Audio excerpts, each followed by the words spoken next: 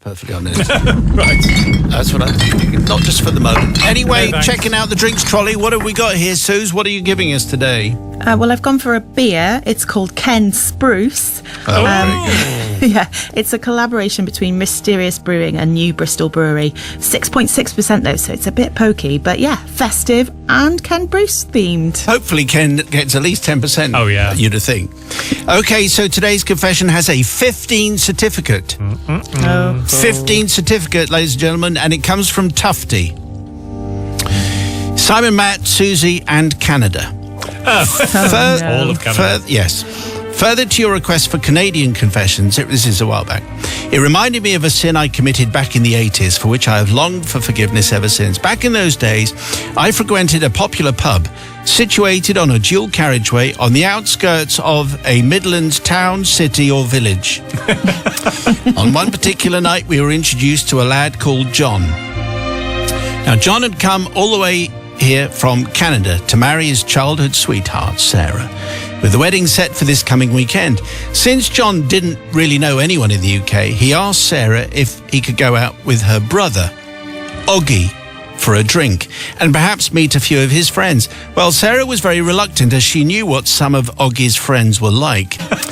On one particular night, we were introduced to a lad called John. Now, John had come all the way here from Canada to marry his childhood sweetheart, Sarah, with the wedding set for this coming weekend.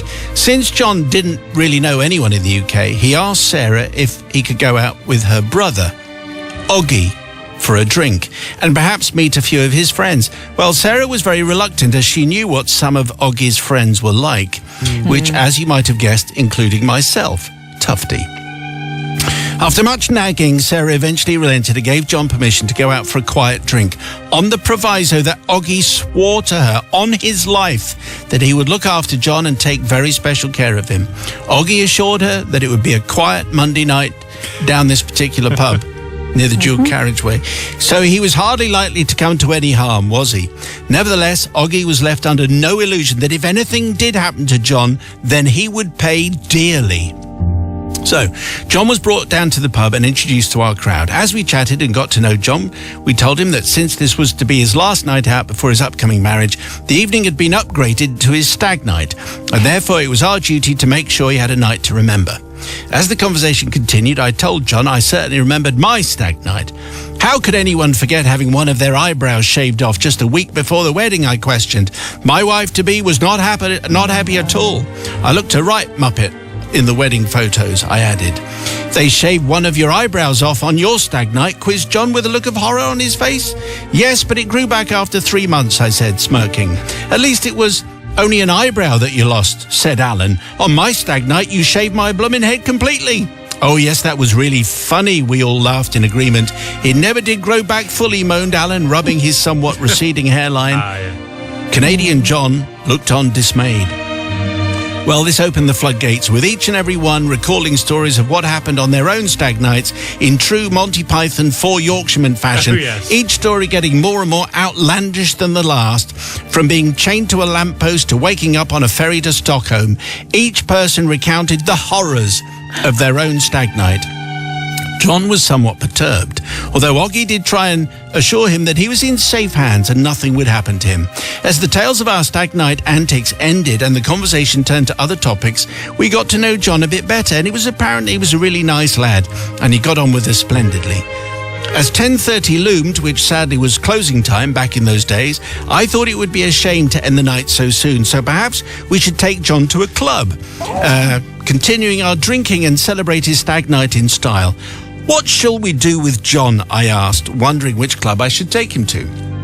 For some reason, John got the complete wrong end of the stick, and as a look of complete panic came over his face, he decided to bolt for it.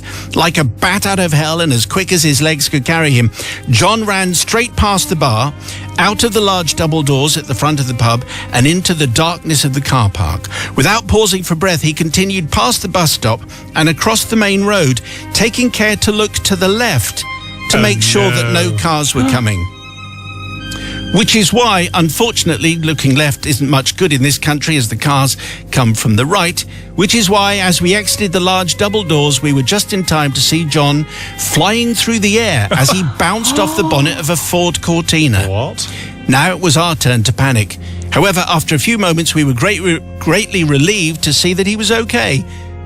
When I say he was okay, he only had a broken leg, but everything else was fine. Okay. As we all stood and watched, John was in surprisingly good spirits as he was taken away. He was just relieved he wasn't going to have his eyebrows shaved or tied to a lamppost. Well, Simon, here's the confession. There were no previous stag night escapades. In fact, I think only one of our crowd was actually married at the time, and his stag night had been a boring affair in High Wycombe. Yes, we'd made the whole thing up. I started it as a bit of a wind-up, and the rest just joined in. Therefore, I beg forgiveness from John, Sarah and Oggy for not looking after John as we should have. However, on the bright side, John and Sarah made the front page of the Coventry Evening Telegraph with a picture of him and his leg fully plastered. The other good news was that the wedding still went ahead as planned, and believe it or not, despite what had happened, we were all invited, so everyone was happy and had a great time. Well, perhaps not quite so much for John, who got married in a wheelchair. Sarah forgave Oggy eventually. In fact, in later years, Oggy joined John and Sarah in Canada, raising his own family there. So, Simon, I beg forgiveness, although in mitigation, the Canadians should probably learn to drive on the right side of the road, which, of course, is the heart of the problem. Yeah. If only they followed the logic there.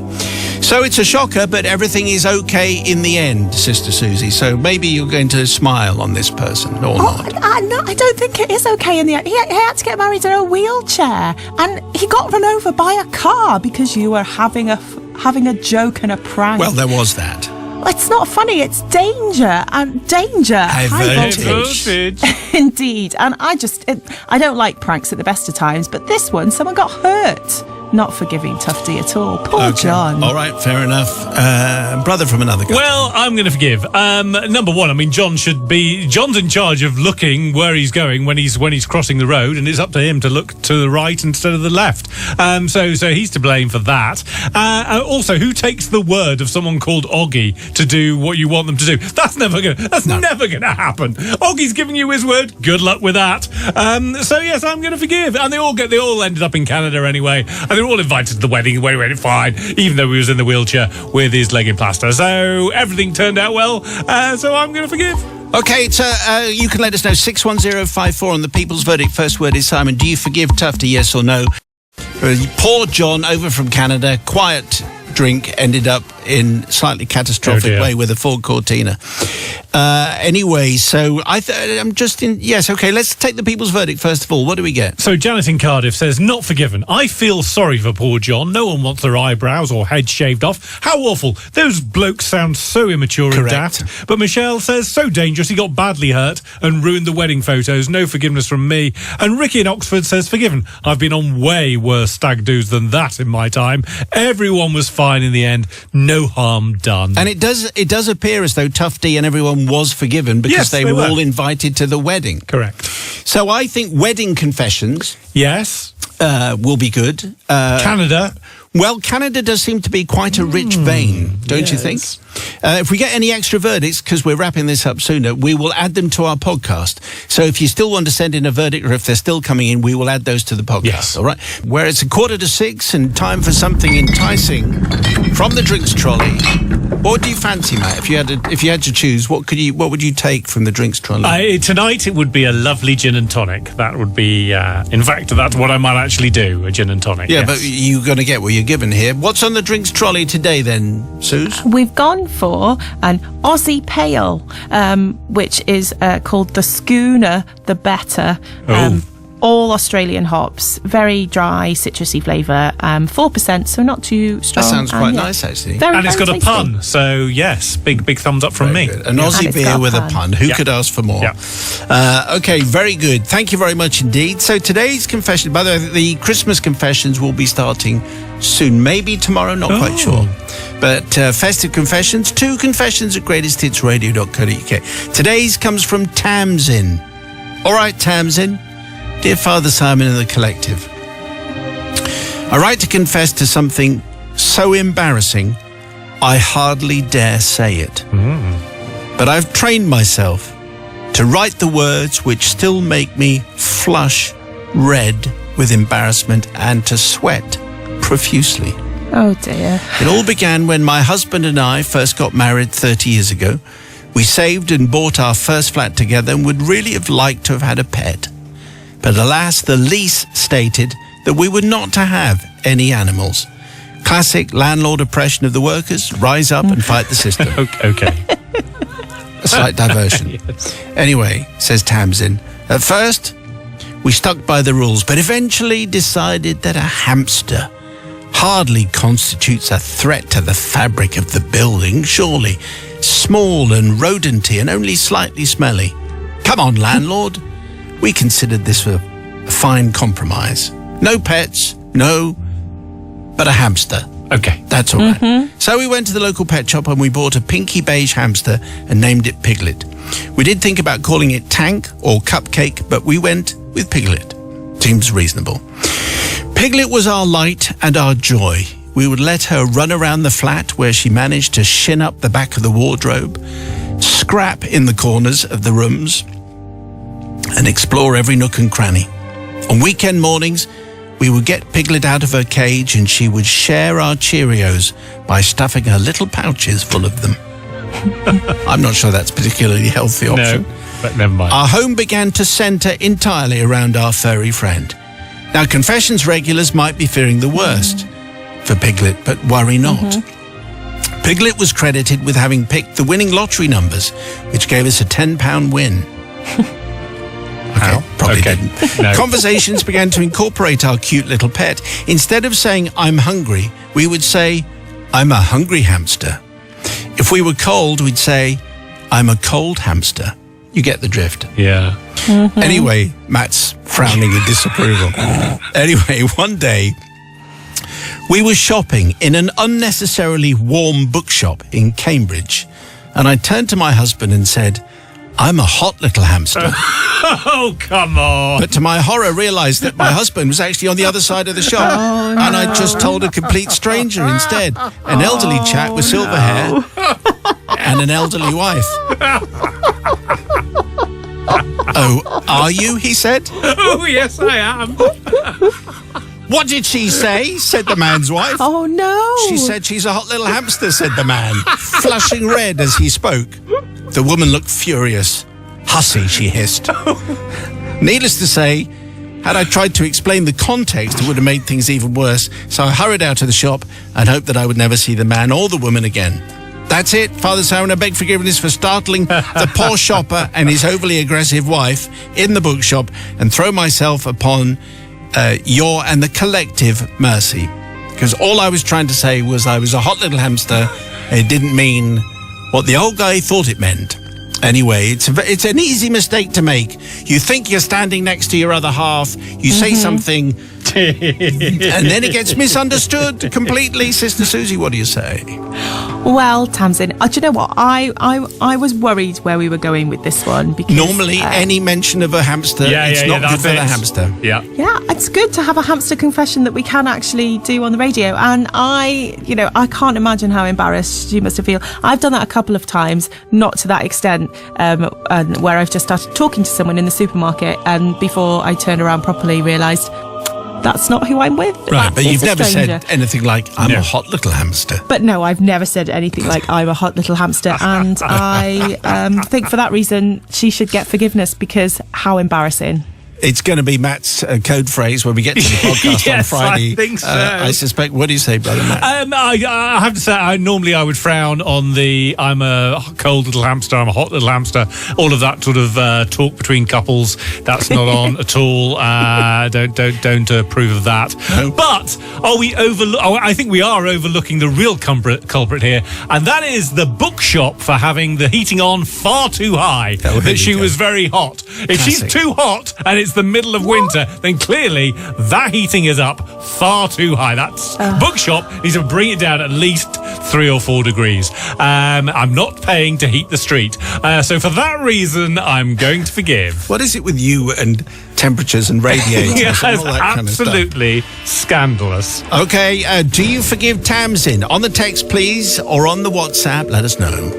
So the people's verdict on the way for Tamsin, who sent in a confession because she and her husband started referring to themselves as their pet hamster. So they would say, I'm a cold hamster, I'm a hungry hamster, rather than saying I'm hungry, which doesn't really save any time. In fact, it's a bit of a drag.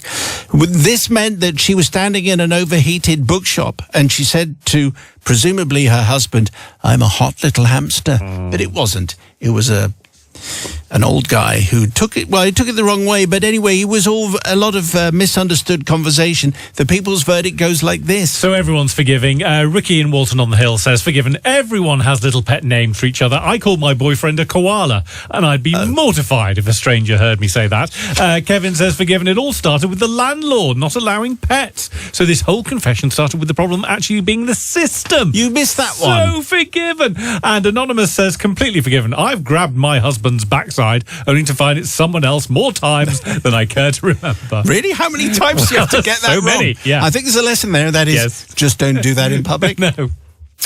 Your confession, please, would be very welcome. Send it to confessions@greatesthitsradio.co.uk. Well, here we go, and it's a festive confession. No drinks trolley, because we don't believe in that kind of thing all the time, particularly if Sister Susie is doing other things. Yes. But Sister Holly, she brings her own charm and magic to proceedings. Thank you, yes. Especially things that are sick and wrong. So hopefully she'll get a chance to use her catchphrase with today's festive confession, the first of the season, which comes from Sabrina. Good evening, Sabrina. Here we go. Dear Simon, Brother Matt, the Sisters of Forgiveness, and the whole collective. With Christmas upon us, I find myself reflecting on a story that weighs a bit on my conscience. I believe enough time has passed for me to share it without facing too much backlash, especially since my brother and mother, despite my encouragement, don't listen to your show. What? Or podcast. Right, that's that. Okay. They're unlikely to hear it unless I mention that they might become the stars of the tale. They appear shallow, Sabrina, Yes, they do. to me. Also, a mother and brother with poor taste. Never mind. My story begins in the early 2000s when I was living at home with my mother in her 4-bedroom house. My brother had recently moved out with his girlfriend, who would soon become his wife. For more details on that, see my other confession about their wedding day. Okay. It was Christmas, and my brother decided to spend Christmas Eve at our family home, which was big of him, to enjoy dinner and gifts with us before heading to his new place with his girlfriend. Growing up, there had always been a lot of finger-pointing and blame when things went wrong or items got broken around the house. Many of these incidents were unfairly attributed to me, even though some were, believe it or not, my brother's doing. A lot of sibling rivalry inherently in the middle of this confession. When he agreed to join me at the pub with some friends on Christmas Eve, I was excited. Unfortunately, he wasn't used to drinking and capitulated early, heading home around 11:30. I stayed until the pub closed at 12:30, taking full advantage of the mistletoe. Hello. Upon returning home, I found him sprawled on the sofa, snoring loudly. Before waking him, I decided to grab a late-night snack. I took out a spare packet of pigs in blankets from the fridge, turned on the oven and popped them in. I then settled into a chair in the kitchen and waited. And waited, and waited. Time seemed to stand still, and as fatigue set in, perhaps aided by the alcohol, who knows, I dozed off for a minute. I jolted awake to the sound of the alarm from the freshly cleaned oven. Peering through the glass, I noticed a strange smell and realized that the plastic tray I had used had melted completely, dripping down to the bottom shelf. Panic set in and I quickly devised a plan to avoid being blamed for this disaster and spoiling Christmas. I turned the oven down, slipped out of the kitchen and snuck upstairs to change into my festive pajamas. I made a pit stop in the bathroom where I made as much noise as possible, flushed the loo with the door open and cheerfully wished my mother a happy Christmas as she stirred awake in her bed. I shut my bedroom door just in time to hear her head downstairs and an enormous argument erupted.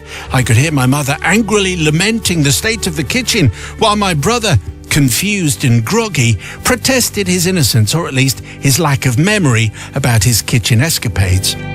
I eventually dozed off as the chaos continued. On Christmas morning, I was bubbling with excitement as I went down to wake my mother and brother, only to find neither of them in their beds. As I descended the stairs, I found my mother sitting sternly on the kitchen chair, and my brother was on his hands and knees, scrubbing away the remnants of melted plastic from inside the oven. He looked rather worse for wear, having been up for hours cleaning up the mess I was responsible for. Father Simon, I don't seek forgiveness from my brother, and that's just sibling rivalry. But I do ask for forgiveness from my mother, who had spent the entire week preparing for her prodigal son's return, only for him to ruin it for both of them. She still brings up that Christmas 20 years later as the one that my brother ruined. So here's the truth, Mum. It was me. Do you think that this is good enough to get Sabrina's mother to actually listen to the show? That'd be nice. And listen to the podcast? Obviously, Sabrina is not her real name. But a classic family story of a Christmas ruined and the blame passed to the brother when it's the sister's fault. Sister Holly speaks. Well, it was bad behaviour all round, really. The fact that at the end she says, I don't ask for forgiveness from my brother. Why? You blamed it all on him. Yes. And he did absolutely nothing wrong. It was all your fault. Who needs to use the oven for a midnight snack? That's my question. What's wrong with a packet of crisps? Why did you have to put the oven on at midnight? I suppose there is. I mean, they're not very substantial, though, are they? Yeah, but at midnight, do you really need a whole meal at midnight? Yes, I don't. I do. Just use a packet of crisps. Would have been absolutely fine. But think of the salt intake. But it would be salty with what she was Bad putting for in your the heart. oven. It Bad all for your was heart. bad. Anyway, all not very good. And she woke up her mum in the middle of the night as well. Everything Yes. about this sick and wrong, Sick and not wrong. forgiving. Definitely. Glad we got there. Yeah. Brother Matthew. So I'm going to forgive. I'm going to pin the blame on the mother and the brother who can't be bothered listening to our show. So big shock there. Number Yes, one. that shows moral depravity. Yes, it does. It does indeed. Number one, brother, snooze you lose. If you fall asleep on the sofa, then that's gets what's coming to you. That's definitely what the phrase is. Very happy with that. Not a massive fan of flushing the loo when the door's open. Got to say, a little bit She's of a making a faux message. pas there.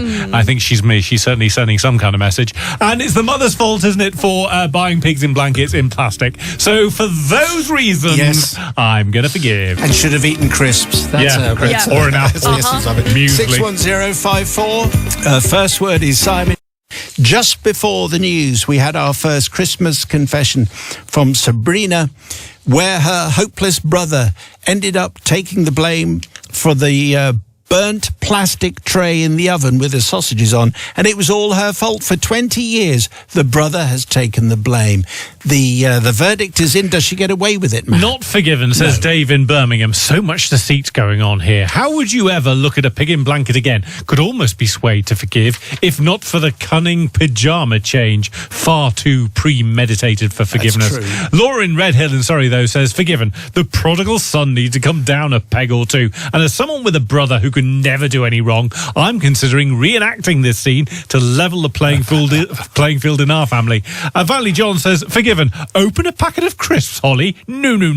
Everyone knows you can't open crisps or any other snack willy-nilly at Christmas. They're all saved for Christmas Day. Well, that's very true. And also there's always fruit or a bowl of cereal, which is what my parents used to say if I was hungry. Wow. Anyway, so there you go. I am over it by now. Your Christmas confession will be gladly received. Send it to confessions@greatesthitsradio.co.uk. But then you are responsible for them, so there you are. There's the drinks trolley, and Suze has delivered what precisely for us today? Quite divisive today, but one of my favourite Christmas drinks, eggnog. Don't roll your eyes too much, Matt. Okay. I'm going to make you some, and I reckon you'll like it. I'm sure. I'll I'm put sure rum I in will. it for you. Can I have half rum? Yeah. Oh, right. Okay, well, I'll just have the rum. That'd be great. No. Yeah. You have to have it in the I'll have a nog. half pint. Thank you very much. Oh, yeah. Today's confession comes... we start the Christmas confessions, by the way, so here we go. Today's confession is signed from Fritz. Okay. Father Simon, in your festive forgivers, I seek forgiveness for a sin committed back in 1985. Back in those days, people enjoyed the simple pleasures of life and laughed at jolly japes. Oh, no. That's not a promising Good start, is it? The sin I'm seeking forgiveness for took place in a small market town in mid-Wales where nothing much happens. But Christmas is eagerly anticipated, with the highlight being the ritual switching on of the Christmas lights from the balcony of the town hall. In order to fund such an extravagance as electric lights, the town council would hold a fundraising event, culminating with the mayor turning on the lights with great ceremony, followed by lots of oohs and ahs. Wow. That's your drama voice. Okay. Back in 1985, the town council went all in and held a Bavarian evening. Never known in these parts before. No expense spared, with a proper umpar band and a bar. It was a must on the social calendar. Too good to miss. Tickets were booked. And that same weekend, I was entertaining a guest from that there London who found mid-Wales quaint. To quote my London guest, I told him of this upcoming spectacular event, which he probably thought rather parochial. I also told him that it was, of course, a Bavarian-themed fancy dress event, which it was not. But the day arrived and my London friend, who we will call Neil, went to get ready for the evening that held so much promise. We were astounded, I mean really astounded, when all 6'4" of Neil descended our stairs decked out in full Bavarian garb. Brogues, knee-length woolen socks, leather lederhosen, check shirt and Tyrolean hat with a feather. Wow. What a sight, what a spectacle. Amazing. Neil asked about our fancy dress outfits, to which we told him we were going to get togged up later, and off we went into town. We partook of a few pre-event sherbets, during which time Neil asked, "You aren't getting dressed up, are you?" To which I replied, "No, but you are going to be German tonight." To which he replied, "Jawohl." So we arrived at the town hall and made quite an entrance. Around here, everyone knows everyone else. So who was this funky outsider in funny clothes, speaking in a funny language? None of us actually had mastered German, but had lifted a few key phrases from Kraftwerk and the odd war movie. Oh, no. Oh, no. And then we just made things up. To quote Neil, "Jawohl, ich, Schnieberhausen, Karl-Heinz Rummenigge, Gerhard Müller, you see, also der Schniffenhausen und der Autobahn, fahren on der Autobahn. Do you see?" Luckily, no one else spoke German to question us, although I think it was quite obvious. The only other people in Bavarian dress were the umpar band, and they were from Bradford. Oh. Yeah. As the evening wore on, we became more fluid and fluent. We were then approached by the local newspaper reporter. We thought that the game was up, but no, he wanted to interview our honoured guest, the Bavarian, 6'4". It didn't go well at first. The reporter could not get our German guest to understand his questions, so I had to step up and translate. It got a lot better, and we were inspired by the reporter getting his scoop. German Neil did spell some parts out phonetically, which was a challenge for the reporter and was hilarious for us, but we managed to hold on to it as we were now in too deep to change the story. He spelled out his name as Heinz Berger, which was duly entered into the reporter's pad. Neil said, "Jawohl, so, dis Sonne scheint mit Glitzerstrahl. Do you see Beckenbauer, yes?" The reporter shrugged and said to me our German guest wasn't very bright. Thinking German Neil couldn't understand. It then got serious. We were introduced to the mayor and his entourage. It then got scary because we were invited onto the balcony for the switching on of the Christmas lights. "Guten Abend!" shouted Neil. The reporter took a photograph and the lights were turned on. Oohs and ahs indeed. The story appeared in the local newspaper along with a photograph of both Neil, he's the tall guy in the funny hat, and myself beaming out, and I still have a copy. But most of the community still laugh about it. Like I said, nothing much happens around here. But I do wish to apologise, not to the reporter for leading him on, or for the mayor, but to the German nation for corrupting their fine language. Yours beseechingly, Fritz. Well, I think this is one of those Christmas tales that I think our culture needs to learn a few extra words. Yes, why not? Hither and thither. And nice to see Glitzenstrahl, Beckenbauer, and Karl-Heinz Rummenigge being mentioned for the first time. Sister Suze, what do you say? Well, like I understand it was a bit of fun, but I don't like pranks, and it just went a bit too far, didn't it? You were on there with the mayor. That's a bit dangerous. You could have been anyone, couldn't you? And I just think it's all a bit funny. Heinz Burger. You should have known then. You were all. I mean, the reporter doesn't. Joke. If anyone's not bright, it's the reporter. I'm but thinking. I just bit silly. I'm afraid, Fritz. Not going to forgive you. Okay, Brother Matthew. I'm going to forgive, and frankly, I think everyone pretty much rumbled it, including the reporter. I think the reporter realised that this is what's going on, but frankly... Or his editor would have said, who? Exactly, but I need a story, otherwise this is just going to be the dull umpire band that I'm going from Bradford that I'm going to be interviewing. So I'll go with Neil, the 6'4" person called Fritz. I'm definitely going to forgive. Where on earth does he get all the gear in the middle of Wales Woolen socks, in the 80s? Lederhosen, The Tyrolean hat. Yes. Where's that coming from? So he's done well, hasn't he? So we should applaud that. So yes, definitely forgiven. Okay, it's the people's verdict, please. Do you forgive Fritz for his gratuitous use of the word Schniffenhausen? I don't even know if that's a real word. Not a but word. also, there is fun on the Autobahn. On the Autobahn. So, do we get forgiveness for Fritz? 61054. First word is Simon.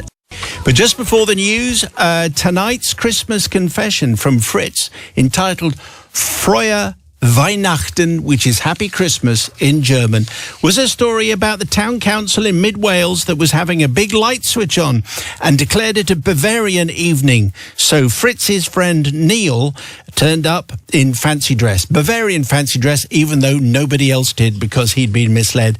They then had an article in the local paper. Yeah. They then were on the balconies switching on the lights. Guten Abend and all that fun with Heinz Burger, which was the name that he gave to the local reporter, which is a bit of a clue. Anyway, the people's verdict. Here we go. So Hannah in Suffolk says, forgiven, this made me howl. Reminds me of Millennium New Year's Eve when we made fake invites to a black tie ball saying it was fancy dress. Our mate spent the night dressed as a blue Power Ranger. Karen, not forgiven. If my mate had conned me to be the only person in fancy dress, I'd be mortified. Yes. And Stephen New Brighton says, forgiven. Hi Simon, ik werke bei dir. All is gut, ja? Der Reporter ist dummkopft. Well, you could say that, but Yes. I would just go, Die Sonne scheint mit Glitzerstrahl. Beckenbauer, yes? Ja. Which is a line from the confession, Autobahn. And lots of fun on the Autobahn. Autobahn. So excellent, very good. German Christmas confessions. Foreign confessions are always fun, but especially Christmas confessions all next week. Whatever tales you have, maybe it's a nativity, maybe it's a church service, maybe it's a works do. Whatever you have to say, tell us now. Confessions at greatesthitsradio.co.uk.